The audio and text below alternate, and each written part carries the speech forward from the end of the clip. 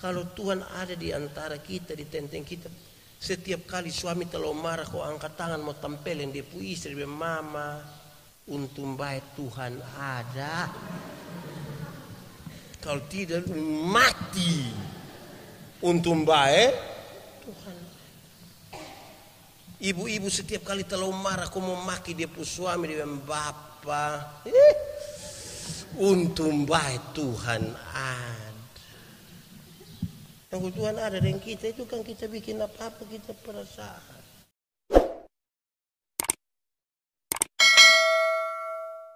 Shalom. Orang percaya itu bertingkat-tingkat. Kira-kira ada 3 tingkat dan kita bisa pahami kita ada di tingkat keberapa. Pertama, beragama tapi tidak beriman. Lebih tepatnya saya ingin katakan bahwa orang Kristen itu bertingkat-tingkat. Tingkat yang pertama itu adalah beragama tapi tidak beriman. Untuk Kristen semua su Kristen, tapi beriman tidak. Satu baptis semua baptis, satu sidi semua sidi, tapi beriman tidak. Bahkan dia mungkin lebih percaya pada roh-roh orang mati. Kenapa dia jadi begitu? Ini punya kaitan dengan kisah masuknya kekristenan di Indonesia. Di luar negeri agama tidak diatur dalam hukum berbangsa dan bernegara. Tidak diatur. Siapa mau beragama diatur sendiri, beriman atur sendiri. Di Indonesia mau jadi polisi mesti ada agama, mau jadi tentara mesti ada agama, mau jadi guru mesti ada agama. Akhirnya semua orang menjadi beragama, tapi untuk beriman belum tentu. Agama Protestan itu dibawa oleh Belanda. Ini penjajah yang bawa datang di sini, suruh berdiri, siram, bisa pakai Kristen. Pendekatannya itu feodal itu. Banyak orang beragama tapi tidak beriman. Di Kaniti juga ada kok. Ada kok tidak? Oh, di mana-mana juga ada. Untuk agama semua su agama. Kadang-kadang don datang bawa orang yang belum agama Kristen nikah habis don bilang bapak kami bawa jiwa satu. Setelah masuk yang jiwa baru itu datang gereja, jiwa lama su hilang. Di Kaniti ada. Itu tingkat paling bawah. Ada agama tapi tidak beriman. Tingkat kedua, orang yang bertobat. Bertobat. Woi, bertobat itu baik. Tapi ada soal sedikit kalau dia hanya bertobat. Bagaimana kita memahami ini? Mari kita lihat dia pembagian yang ketiga dulu. Ini tingkatan yang paling tinggi, yaitu berbuah. Itu tingkatan yang paling tinggi dalam kekristenan itu berbuah. Banyak orang sudah bertobat tapi tidak berbuah. Banyak orang bertobat tapi tidak berbuah. Orang yang tidak berbuah itu dia biasa cerita tentang masa lalu sah. Dia hanya piman mana cerita di pertobatan. Jadi satu tempat dia bangun bersaksi waktu tahun 1970. Pindah ke satu tempat saksi ulang itulah waktu tahun 1970. Ada orang baru satu datang dia bangun bersaksi lah waktu tahun 1970. Satu saat pas dia baru berdiri 1970 sudah. Di sini ada kok tidak? Faham apa dong itu? Karena hanya bertobat, dia kira ini hanya soal masa lalu. Dengan Tuhan itu bukan hanya persoalan masa lalu, tapi persoalan hari ini dan persoalan ke depan. Paulus itu menjadi contoh yang luar biasa untuk bertobat itu. Paulus dulu orang yang hebat sekali. Tapi kemudian berjumpa dengan Yesus, dia bertobat, dan dari pertobatan itu dia berbuah. Untuk hidup baik, dia sudah hidup baik. Tapi sekarang berbuah itu belum. Akhirnya kerja tiap hari adalah buruh ini pengikut Kristus kau bunuh kau mati.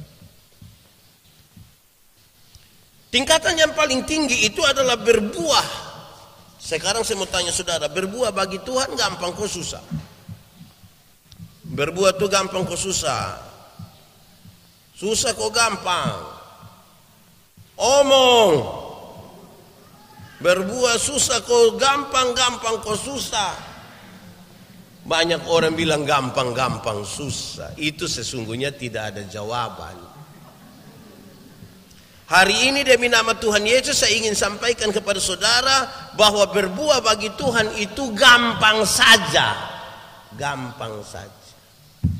Pak Pendeta, gampang bagaimana? Kalau saudara lihat buah itu ada pada dia punya ranting. Ranting yang berbuah itu asal dia melekat pada pohonnya. Buah keluar dengan sendirinya, tanpa disuruh. Banyak orang mau berbuah tapi tidak melekat kepada pohon. Itu dia pembuah buah plastik. Tidak bisa dimakan. Ranting yang melekat pada pohon itu akan berbuah dengan sendiri. Itu catatan pertama dari khotbah ini, saudara. Kenapa hal ini serius, saudara-saudara? Tema kita hari ini adalah mengalami Roh Kudus, mengalami pembaharuan. Paulus itu berjalan, masuk keluar kampung-kampung, kota-kota semua, dan dia melayani. Dia ketemu beberapa orang dan dia bilang kepada mereka, kamu sudah dengar tentang Roh Kudus? Mereka bilang, belum dengar Bapak. Lalu dengan cara apa kamu dibaptis dulu? Kami dibaptis dengan cara Yohanes. Paulus mengingatkan kembali kepada mereka untuk mereka ingat apa yang dikatakan oleh Yohanes. Baptisan Yohanes itu yaitu bagi mereka yang bertobat. Kalau kita belajar, Paulus kasih ingat mereka, dia yang datang kemudian daripadaku lebih berkuasa daripadaku, bahkan untuk memegang dia punya kasut saja aku tidak layak. Dia akan membaptis kamu dengan roh dan api. Nah, ini baru mereka ingat. Dan mereka memberi diri mereka untuk dibaptis. Ini penting sekali. Kenapa, saudara? Karena banyak anggota Gemit baptis ulang. Bertolak dari Kisah pasal 19. Banyak sekali anggota kita yang baptis ulang dengan alasan karena Kisah 19 ada omong tentang baptis ulang. Karena waktu baptis Yohanes itu baptis orang yang sudah bertobat. Apalagi dulu waktu kami dibaptis itu kami belum mengerti Bapak. Sekarang sudah mengerti. Itu juga pertanyaan. Di mana perbedaannya, saudara-saudara? Saya ingin mulai dengan mengatakan bahwa baptisan ulang itu tidak perlu.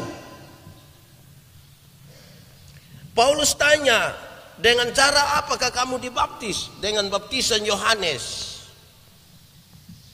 Baptisan Yohanes tidak menyebutkan Yesus dan Roh Kudus. Karena itu Paulus bilang, pergilah sekarang baptis ulang yang pakai nama Yesus. Nah, kalau dulu subaptis pakai nama Yesus, Roh Kudus, sekarang mau baptis apa nih? Itu dulu.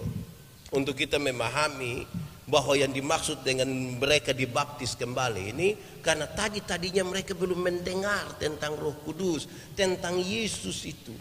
Dan Paulus ingatkan kepada mereka bahwa dia Yohanes yang membaptis itu. Saudara baca di Matius pasal 3 ayat 11. Aku membaptis kamu dengan air sebagai tanda pertobatan. Tapi dia yang kemudian daripadaku lebih berkuasa daripadaku. Bahkan memegang kasutnya pun aku tidak layak.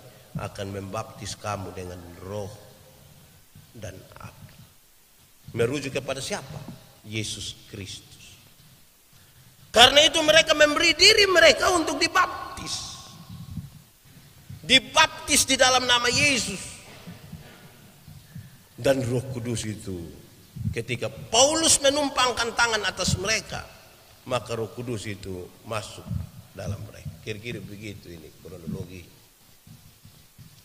Saudara-saudara lihat sekarang bahwa setelah Roh Kudus itu ada di dalam mereka, mereka berbahasa roh dan berbahasa nubuat. Oh, itu hal-hal luar biasa itu. Bahasa roh, bahasa nubuat. Tapi ada beberapa catatan yang penting di sini untuk kita pahami. Saya mulai dari pengajaran dulu ya, habis itu berkita di hal-hal praktis. Karena ini bahan yang paling kami gumuli ketika saya mendampingi banyak sekali persekutuan doa di Gemit.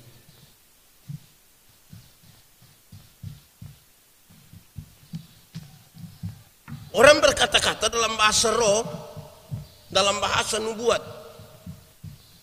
Seringkali saudara-saudara, orang kira itu kalau bicara dalam bahasa roh, itu berarti ini orang ini sudah terlalu hebat. Bahkan dia punya iman mungkin lebih tinggi daripada kita. Saya ingin kasih satu rujukan buat kita sebagai pembanding. Silakan pulang nanti baca di pertama Korintus pasal 14. Seluruh ayat baca ke habis.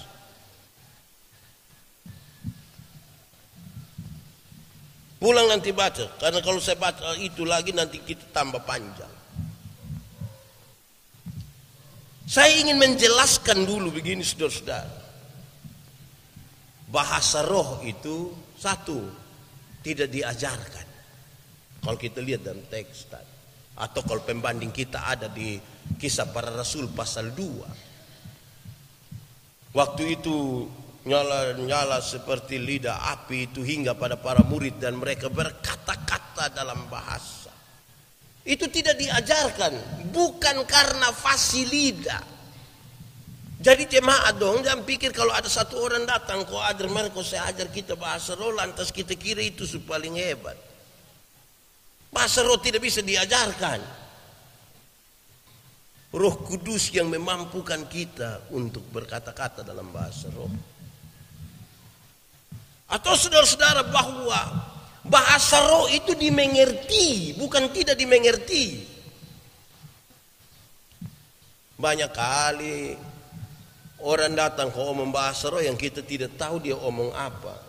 Kalau saudara baca pertama Korintus 14, dia kasih tahu bilang bahasa itu dimengerti, kamu punya karunia berbahasa roh, tapi yang lain punya karunia untuk menerjemahkan bahasa roh supaya itu baik bagi pembangunan jemaat. Kalau kamu berkata-kata dan tidak dimengerti, orang yang tidak tahu pikir kamu gila. Karena semua mesti dimengerti. Untuk apa? Untuk pembangunan jemaat. Bahasa roh dimengerti. Yang berikut saudara-saudara, bahasa roh terjadi menurut waktu Tuhan. Bahasa roh terjadi menurut waktu Tuhan, bukan menurut kita pu waktu. Tapi kadang-kadang kita pu waktu yang kita pakai, kita kira itu Tuhan pu waktu.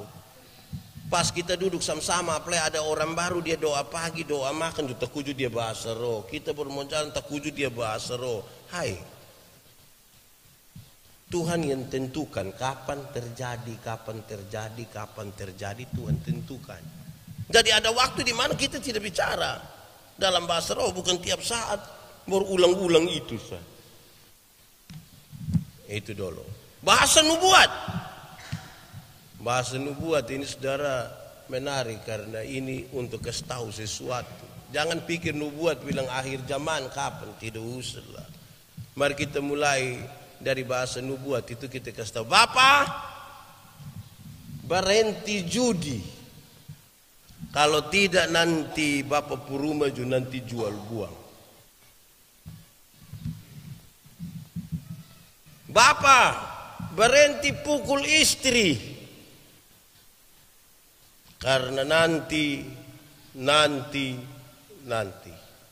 Di sini ada bapak-bapak biasa pukul istri. Nah, saya balik. Mama-mama yang biasa kena pukul dari bapak, coba angkat tangan. Jangan coba-coba angkat tangan, pulang kena pukul ulang. Bahasa nubuat itu kita kasih ingatin anak-anak muda. Hei anak muda, bertobat, berhenti dari pakai itu media sosial, kau bikin sembarang. Yang tengah-tengah malam tidak bisa tidur, kok tiba-tiba dia lihat-lihat loten, saya ada ide. Itu bertobat. Tengah malam jam 12 orang ada tidur, dia bangun, kau bikin status. Sudah jam 12:45, tapi mata belum bisa tertutup. Itu ada yang komen, kok tidak? Di Kaniti juga ada. Ada kok tidak? Itu siapa pu anak dong itu? Itu bahasa nubuat. Kita mau kasih tahu dong ini.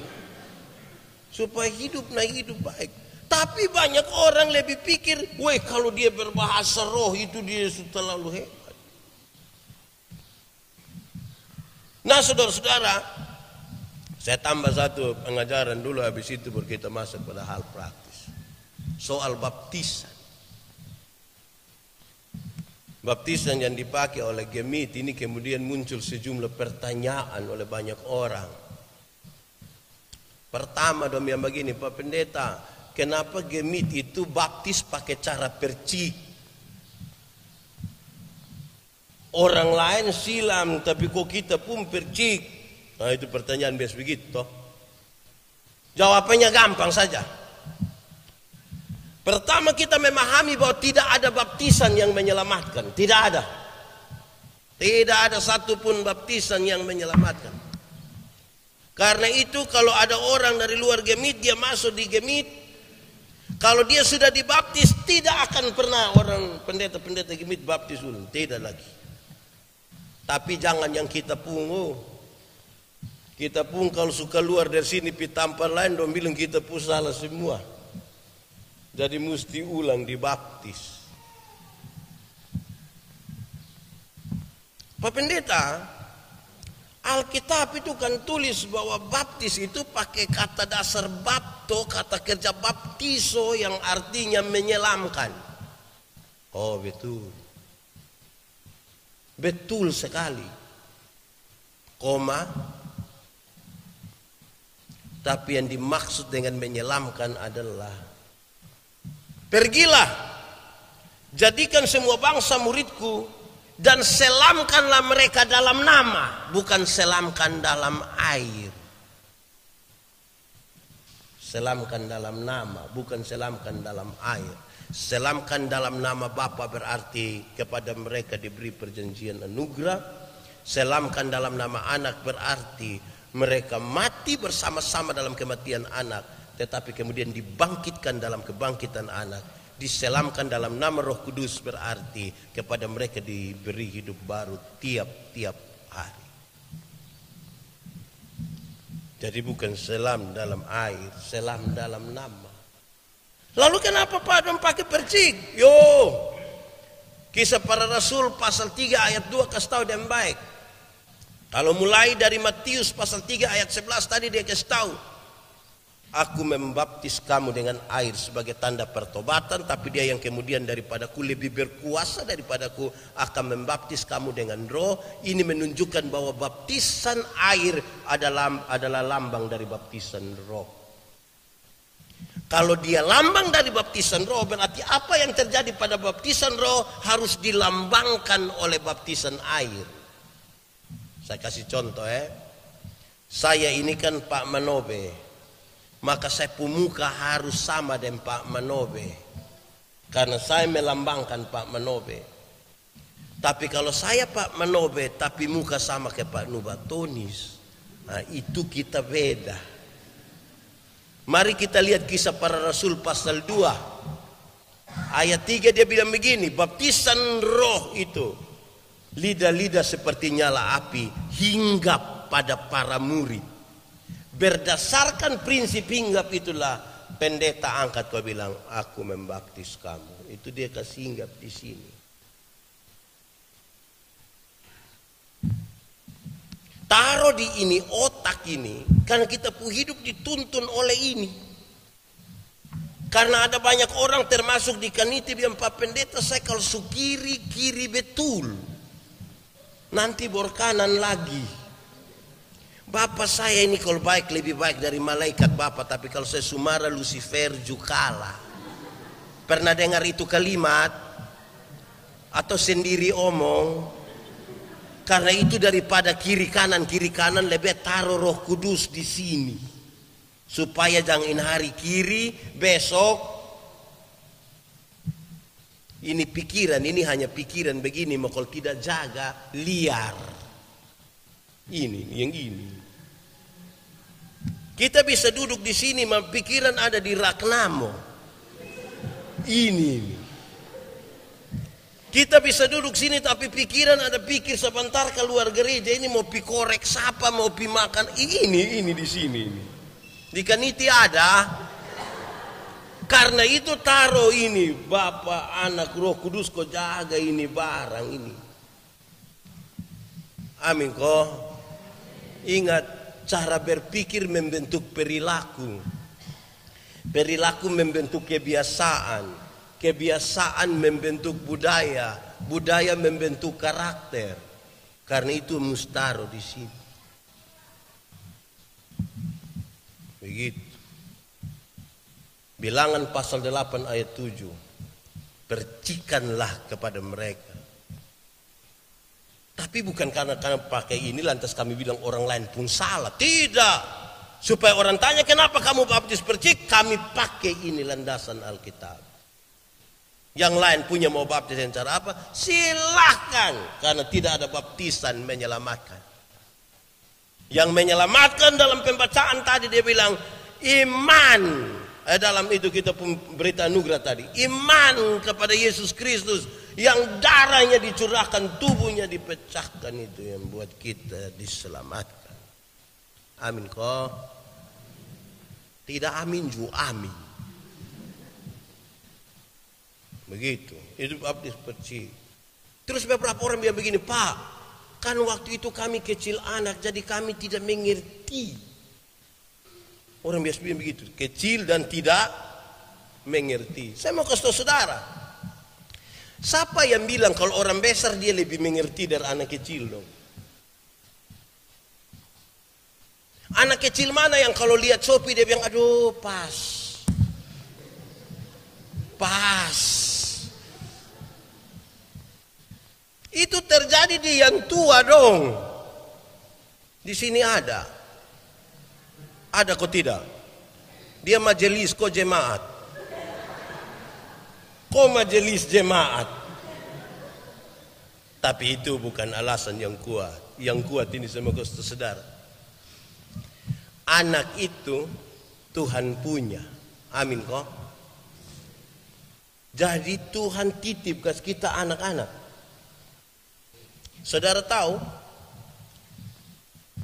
Karena anak itu Tuhan punya sehingga ada keluarga-keluarga rindu sekali untuk ada anak. Tapi belum dapat atau mungkin tidak dapat. Karena ini bukan dari kita saja. Kalau Tuhan mau kasih, dia kasih. Karena itu Tuhan punya berarti dia titip kayak saya. Sekarang saya mau tanya saudara. Titip. Anggaplah saya titip sesuatu kasih Pak Runi. Waktu beliau dapat itu titipan, dia saya kirim ini, saya kirim. Waktu beliau Pak Runi dapat itu titipan, kira-kira butuh berapa lama untuk dia kasih tahu saya, bilang Bapak saya sudah dapat ini titipan. Berapa lama? Berapa tahun baru Bapak tua kasih tahu saya? Berapa lama baru Bapak kasih saya bilang titipan su sampai? Berapa lama? Secepatnya. Waktu dapat dan dapat kasih tahu bilang Bapak saya sudah dapat. Lihat kau pakai Bapak Bukan tunggu babi besar. Betul, tunggu teh babi dong masih kecil baru dia pun nenek ada di Irian.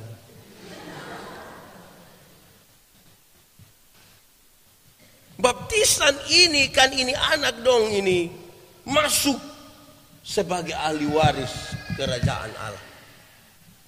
Mereka masuk di situ. Itu nanti baptis sudah yang ada menangis itu.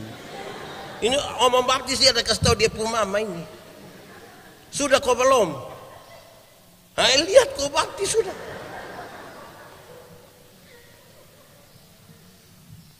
Tentang baptisan saudara, kalau saudara baca Matius pasal 28. Pergilah, jadikanlah semua bangsa muridku. Baptislah mereka dalam nama Bapa, Anak dan Roh Kudus. Dan ajarkanlah segala sesuatu yang telah kuperintahkan kepada. Baptis habis baru ajar, bukan ajar habis baru baptis. Karena itu saudara-saudara, hak waris kerajaan Allah ini bukan tunggu kita sudah dewasa. Karena siapa tahu, ini anak dia pun mama tahu nanti dia umur berapa, tahu. Dia tahu. Itu dia pun hal itu yang bikin kita membaptis anak-anak. Biarkanlah anak-anak itu datang kepadaku, jangan menghalang-halangi mereka. Tuhan Yesus saya bilang biarkan. Sementara gereja jangan tadi dia belum mengerti, aduh jangan. Dia pun bapak ju tambah. Jangan tein anak, aduh. Jangan teh. Padahal dia pun bapak sendiri tidak datang gereja. So tahu dia pun maksud. Karena itu kita baptis anak-anak. Tidak boleh lagi baptis ulang. Pak Pendeta kami minta maaf, Bapak Pendeta kami subaptis ulang teh. Kami itu hari belum tahu begini. Saya mau tanya saudara ini tentang baptis ulang. Saya mau tanya. Ini masuk ini desa apa ini? Desa apa? Penfui Timur. Terus saudara bikin surat keterangan. Terus Bapak Desa tanda tangan pastenya begini tinta habis. Terus Bapak Desa minta palpuin satu kok lanjutkan. Sah.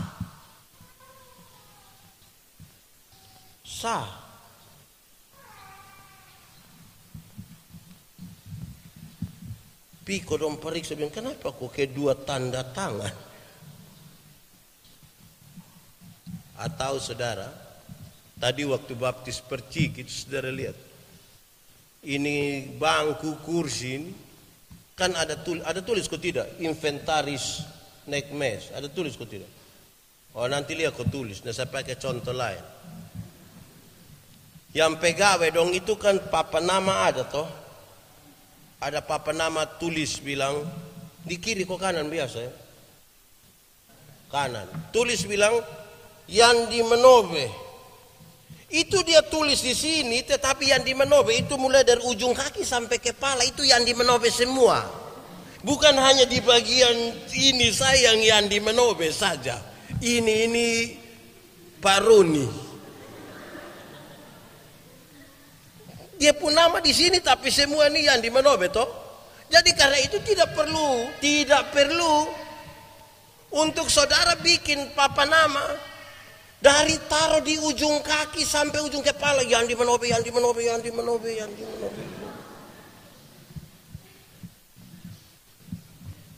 Mengerti kok? Jadi jangan pikir, wih orang lain pun betul. Kalau dong mulai dari baptiso artinya menyelamkan, berarti dong anggap kita paling kalah. Tidak ada baptis yang menyelamatkan. Dan anak-anak ini kita baptis karena mereka Tuhan punya. Saudara-saudara, itu anak yang dia punya mama ada koko itu karena Tuhan titip. Satu saat Tuhan hanya datang tanya, mama, tesu itu anak su sampai mana? Mama su tanggung jawab sampai mana? Sudah Tuhan, ini dia punya adik sudah datang. Bukan soal itu, bukan hanya cari kasih dia kawan bermain. Pertanggungjawaban ini juga penting.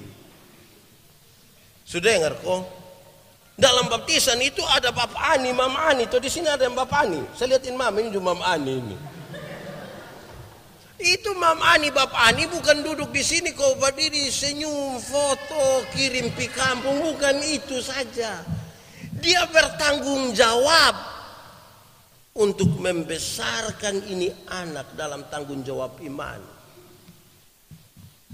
Sama-sama dengan dia pun bapak mama. Saudara tahu, yang terjadi kerusakan ini kan terjadi dimulai dari rumah. Karena kita orang tua ini serahkan bulat-bulat ini anak dong, ini hanya untuk gereja yang urus, sekolah minggu yang urus. Padahal dong paling banyak ada di rumah. Waktu dong di rumah itu tiap hari dong lihat dong pun mama maki, lihat dong pun bapak minum sopi, lihat papa mama bakalai tiap hari dong lihat bapak ada piko, lihat ame ibu sapa kok di situ. Yang tiap hari dong lihat itu, di Kaniti juga ada.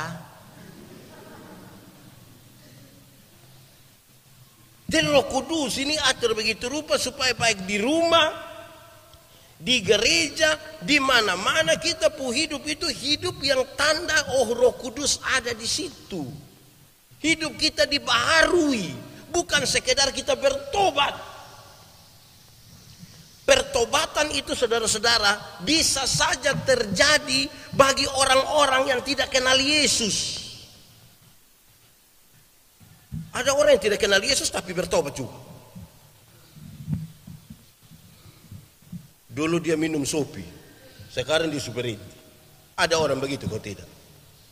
Yang tidak kenal Yesus. Ada kok tidak? Ada. Kenapa lu berhenti? Oh bapak pipro dia sana tersepu hati separuh tidak. Lepas saya berhenti. Ada yang bisa bertobat. Tapi motifnya sangat berbeda ketika mereka itu ada di dalam Yesus itu. Kalau saudara dikenal dunia sebagai milik Kristus, maka Kristus harus kelihatan di dalam hidupmu. Jangan tiap hari Yesus, tapi hidup sama kayak apa kok. Status ini firman semua. Status Roh Kudus. Di Facebook ini dia pu omong Roh Kudus luar biasa. Tapi dia pu hidup sama ke roh halus. Gentayangan dari satu rumah ke rumah lain. Gentayangan dari di Kaniti juga ada. Kalau kita dikenal dunia sebagai milik Kristus, Kristus mesti kelihatan di dalam hidup kita. Itu baru dia pun nama pembaharuan. Saudara-saudara, Roh Kudus yang tinggal di dalam kita itu kalau kita belajar lebih lagi tentang pembaharuan, dia kasih tahu buah itu akan ada. Kalau saudara banding dia dengan Galatia pasal 5 ayat 22-23. Dia mulai sebut itu buah. Mulai dari apa? Apa? Yang paling terakhir apa? Ya, saudara lihat ya. Itu buah roh, itu dia hanya tulis bilang buah. Dia yang tulis bilang apa? Buah. Coba lihat. Bukan buah-buah. Berarti satu buah dengan 9 bagian di dalam. Sama ke mangga, nah dia pun biji, dia pun isi, dia pun kulit jadi satu disebut mangga. Bukan orang datang orang bilang, "Woi bapak ini mangga terlalu." Dia pu isi di sini, kulit di situ, biji di kan tidak begitu. Semua jadi satu. Berdasarkan itu saudara-saudara, berdasarkan itu maka jangan ada yang bilang bapak dari 9 itu 3 sudah. Tinggal 6. Itu sama dengan jalan dia bilang ini minta maaf, soalnya ada yang jaga rumah jadi badan kiri, kaki kiri, mata kiri kamu di rumah, biar yang kanan saya yang pergi gereja. Dia short paket semua. Kadang-kadang kita bangga sekali. Orang yang hitung buah satu-satu itu yang dia bilang begini, dompi gereja masa-masa. Saya tidak pergi melihat. Lihat. Pernah dengar itu kalimat? Atau sendiri omong? Yang hidup hanya suka banding dia hidup dari orang lain. Woi, Roh Kudus di dalam kita itu tidak ada ruang sama sekali yang dia kasih untuk banding kita hidup dari orang lain. Orang yang dibaharui itu tidak akan pernah untuk banding hidupnya dengan tetangga. Saudara, kalau mau tahu tentang kehidupan yang luar biasa di dalam Tuhan, kita hanya bisa banding kita hidup dengan Tuhan. Setiap kali mau banding hidup dengan Tuhan, kita aduh. Kita manusia tidak ada harga ini kalau mau banding. Dia pun soal kita bukan lihat naik ke atas. Kita banding kita hidup dengan tetangga. Nah itu yang jadi soal. Kalau banding dengan tetangga ini kita beribu tiap hari. Bapak pulang kerja mam tu bilang bapak, yo kok don di sebelah su ada motor baru. Oh beli. Besok bab tua pulang bapak, don di sebelah su ada sofa baru. Oh beli. Besok bab tua bapak, ya don di sebelah su ada TV baru. Beli. Hari Kamis bab tua pulang, mam tua bilang bapak, yo bab tua di sebelah su ada istri baru. Itu kan hidup hanya mau lihat orang kau banding dengan orang. Tapi kalau kita lihat pada Tuhan, kita tidak ada daya apa-apa, kita hanya bisa menyembah saja gitu, Tuhan. Orang kalau banding dia hidup dan tetangga itu tiap hari dong hanya baterek. Tahu baterek?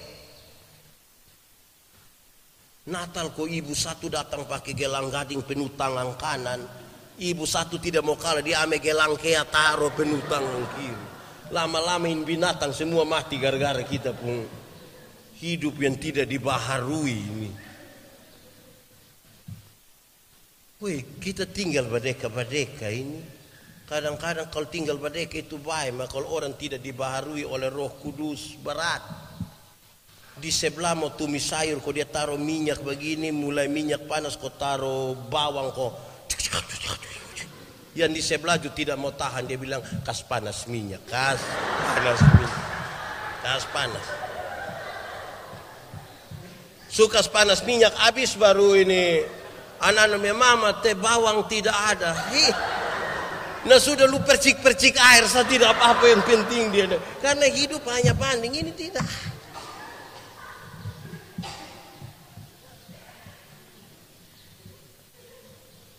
Berikut.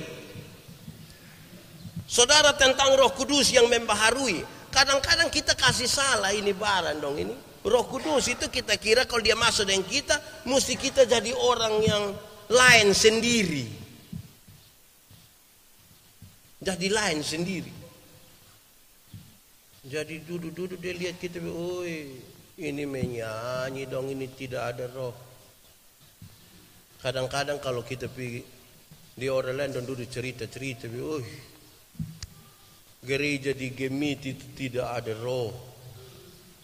Di kita ini yang roh sampai keluar. Separuh keluar ikut pintu, separuh keluar dari jendela. Siapa yang bilang?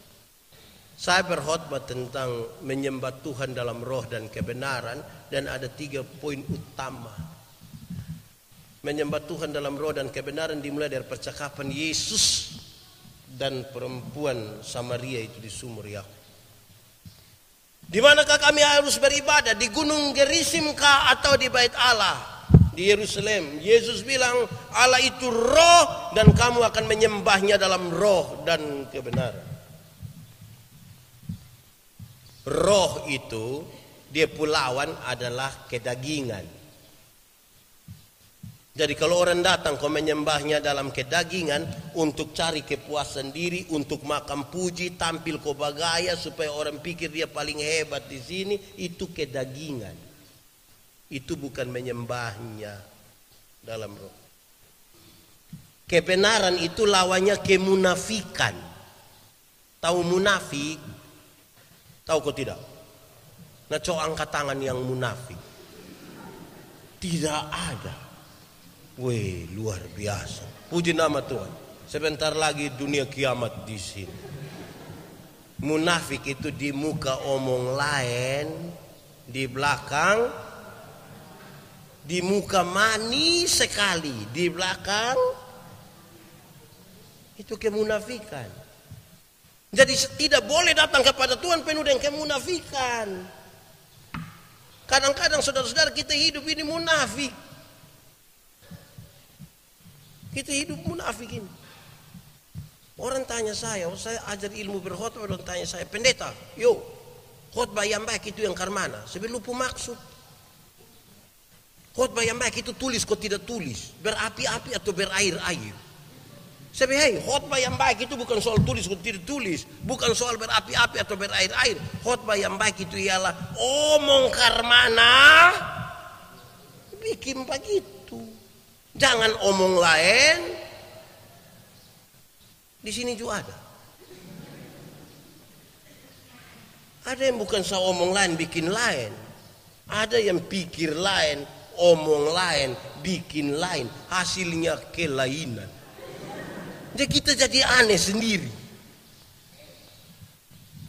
Saudara, karena itu menyembah Tuhan dalam roh dan kebenaran dia ingin kasih tahu kita. Satu, menyembah Tuhan dalam roh dan kebenaran bukan reaksi emosional, tapi dia sebuah sikap iman, respon iman.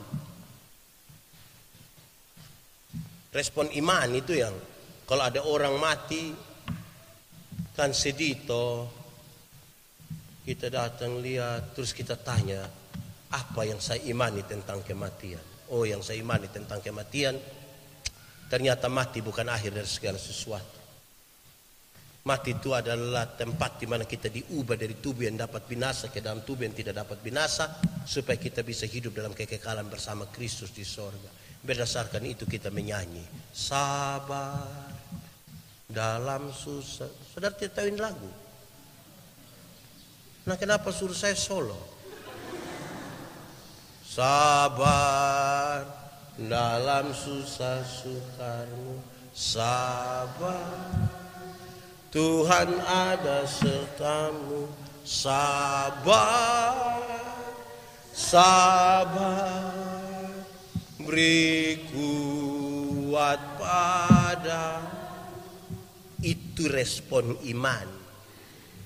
Bukan datang kau lihat orang ada menangis sedih di situ karena suami meninggal, bapak meninggal, don datang dong langsung bilang, Mam Pendeta, sebelum firman saya satu lagu. Terus dia bangun, dia mulai menyanyi. Di dalam doamu kau sebut namaku. Baru begitu saya separuh. Di interlude dia suruh anak kecil satu baca puisi lagi dengan judul Ditinggal Ayah.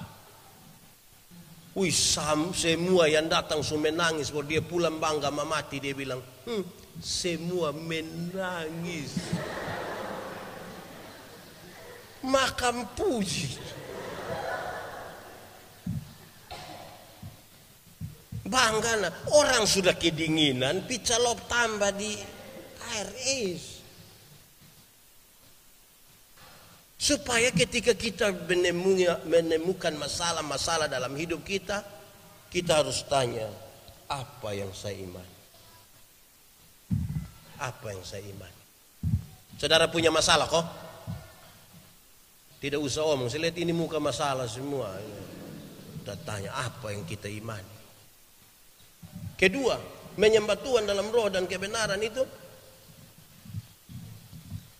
kepuasan manusia tidak boleh lebih tinggi dari kemuliaan Allah. Saya khotbah habis, saudara puas, kau tidak puas, tidak penting. Saya khotbah habis, saudara mau undang saya datang lewat khotbah, kok tidak? Tidak penting. Yang lebih penting ialah kemuliaan Allah dinyatakan bagi kamu. Puas kok tidak puas, tidak penting. Tugas saya adalah berkhotbah dan kasih tahu. Yang akan merubah saudara bukan saya, tapi siapa? Roh Kudus.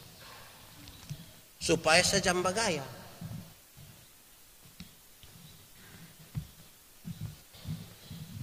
Kalau kita khotbah kok togor ame yang tukang pukul istri. Bapak, berhenti pukul istri, dia puas kok tidak?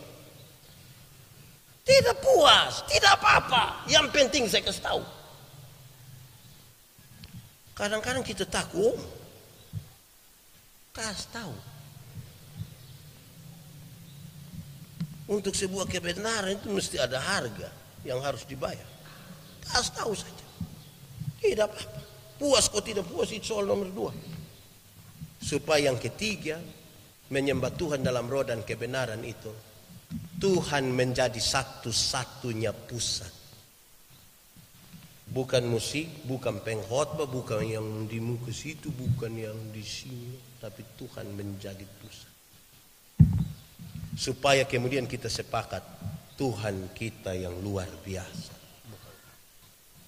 Kadang-kadang kami pendeta ini surampas kembali Tuhan pun kekuasaan dan kekuasaan.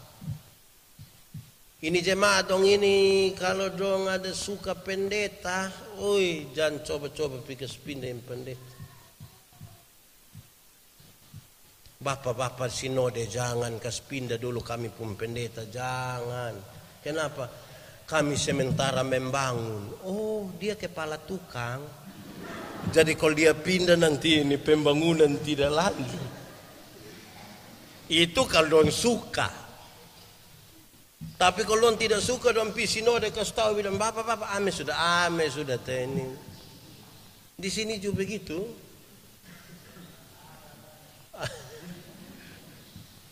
Ya saudara-saudara, Tuhan menjadi pusat, bukan manusia. Manusia berkurang-kurang. Pemotong pendeta siapa? Majelisin siapa? Kau mau bagai-bagai. Kita orang-orang yang sebenarnya Tuhan yang panggil kita datang kok. Bagai. Itu roh itu membaharui kita. Kadang-kadang saudara, saya tanya orang yang begini, weh roh, ini menyembah Tuhan dalam roh itu. Saudara lihat itu tembok Yeriko runtuh karena apa? Runtuh karena apa? Tembok Yeriko itu runtuh karena apa? Karena menyanyi? Tidak. Saudara pulang baca ulang Ibrani. Dia kasih tahu. Karena iman maka runtuhlah tembok Yeriko. Karena iman, bukan karena menyanyi. Menyanyi kuat-kuat, maka kalau tidak ada iman, itu tembok tidak jatuh. Lebih baik suruh otot solo datang. Loder, leher angsa. Jadi karena iman, bukan karena menyanyi. Karena iman, maka runtuhlah tembok Yeriko ketika dong putar dong sambil menyanyi. Banyak yang menyanyi tapi tidak dengan iman. Saudara lihat, orang yang Roh Kudus ada padanya dan dibaharui, dia punya hidup baik. Energi positif itu ada dalam dirinya. Dalam kita hidup ini kan ada 2 energi, satu positif, satu negatif. Kalau yang positif ada banyak di kita, kita tidak ada orang cari. Oi, Bapak di mana? Mari dulu. Bapak tidak ada ini, tidak. Mari. Tetapi kalau yang paling banyak energi negatif, itu dia baru muncul di muka pintu dan di mana kok? Karena apa? Karena kita lebih banyak yang negatif, bukan yang positif. Saudara, Roh Kudus itu yang membaharui kita itu, dia mau supaya kita kasih keluar dulu Saya berkhotbah tentang pengampunan, saya kasih tahu. Pengampunan itu menolong kita untuk kepahitan yang ada di dalam hidup kita ini kita kasih keluar dulu. Rasa kepingin mau balas dendam itu kita kasih keluar dulu. Segala macam amarah yang meluap-luap ini kita kasih keluar. Kita hati sudah diberisi. Ini sudah keluar, baru Roh Kudus Tuhan isi di sini. Kalau Roh Kudus ada di sini, maka kita akan berbuah-buah. Koma, itu berarti Roh Kudus tidak bisa masuk dalam hidup yang penuh dengan kepahitan, yang penuh dengan amarah, dendam, mau balas orang, dan tidak ada. Saudara lihat, ketika kita baca teks tadi kita mengerti waktu Roh Kudus itu ada pada mereka, kira-kira 12 orang. Mereka bernubuat, mereka berbahasa roh, digerakkan oleh roh. Roh yang menggerakkan mereka. Roh yang membuat dia melakukan sesuatu. Saudara-saudara, Roh Kudus itu kalau ada di dalam kita waktu kita bikin sebuah kesalahan, minimal kita ada rasa malu. Karena Roh Kudus bahaya. Kan dia selalu kasih ingat kita, jangan. Jaga sedikit. Malu sedikit. Kamu nanti bikin malu-malu keluarga. Kamu bikin malu-malu Tuhan. Suami, istri. Karena itu saudara-saudara, saya kira memang penting sekali untuk kita atur kita hidup dalam tuntunan Roh Kudus. Supaya kita dibaharui dari sehari ke sehari. Karena perkembangan zaman ini terlalu besar. Terlalu cepat. Kita belum siap untuk satu perubahan berikutnya sudah datang. Saya khotbah di mana-mana, saya suka kasih ingat, saya ingat saya pembapa. Saya pembapa itu bilang saya anak jangan keluar malam, jangan keluar malam. Saya bilang kok kenapa? Karena setan suka daun muda. Saya bilang apa? Memangnya setan suka lalapan? Waktu dia anak kecil saya omong, saya bilang bapak, saya minta maaf. Setan yang suka daun muda itu setan dulu bapak. Setan sekarang ini mau daun muda, kok daun tua, kok daun kering, kok dia bawa semua. Teh yang tua dong sekarang ini juga berat. Yang tua sekarang berat kok tidak? Berat kok tidak? Anda mengatakannya. Yang tua berat. Jadi memang kita butuh Roh Kudus kok yang berat-berat dong itu atur ke silang sedikit. Saudara lihat sekarang Roh Kudus itu dia ada di sini. Kita ditolong betul untuk hidup berkenan pada Tuhan. Untuk hidup kita dibaharui semakin hari. Kalau saudara baca Yohanes 14, 15, 16. Dia kasih tahu dia sangat baik Roh Kudus itu. Roh Kudus itu mengajar kita semua hal. Dia ajar kita. Jadi kalau hidup lama-lama dan tidak ada Roh Kudus yang mengajar kita, kita nanti tidak mungkin berbuah. Yesus sulit untuk kita terima dalam kita hidup. Tapi kita bagaya dan bilang, kok saya tidak sama dengan Bapak saya, memang tidak pikir ijaman. Tidak sama memang dan dong itu Bapak. Saya paling tahu dong hidup. Ditari dong belum jadi manusia itu dari sini. Sekarang dong manusia. Saudara bayangkan itu. Ini Roh Kudus. Sekali lagi Roh Kudus. Roh Kudus itu menurut saudara Roh Kudus itu apa? Banyak orang bilang Roh Kudus itu penghibur. Saya bilang kurang. Yang paling betul itu Roh Kudus itu Tuhan. Roh Kudus itu Tuhan. Kalau dia hanya sekedar penghibur, nanti kapan kita susah dulu baru kita cari ame dia. Hibur ame kita dulu. Susenang lupa buang Roh Kudus. Kalau susah, Roh Kudus itu Tuhan. Kalau Tuhan ada bersama-sama dengan kita, Kita mau bikin apa-apa kita takut. Saudara lihat ya, bapak mama itu kalau bertengkar bakalai, tiba-tiba pendeta sampai, sedang langsung damai. Ada bamaki beribut bagaru, tiba-tiba pendeta bilang selum, selum. Itu berpendeta, bermanusia. Apalagi kalau Tuhan itu ada tinggal dengan kita, Roh Kudus ada dia. Oh mau bikin apa-apa perasaan, saya biasa pakai contoh begini. Kalau Tuhan ada di antara kita, di tenteng kita, setiap kali suami terlalu marah, kau angkat tangan mau tampelin dia pu istri, dia mama, untung baik Tuhan ada. Kalau tidak mati. Untung baik Tuhan. Ibu-ibu setiap kali terlalu marah, kau mau maki dia pu suami, dia bapak. Untung baik Tuhan ada. Yang Tuhan ada dengan kita itu kan kita bikin apa-apa kita perasaan. Itu yang kita hidup dibaharui dari sehari ke sehari. Tuhan memberkati kita. Amin.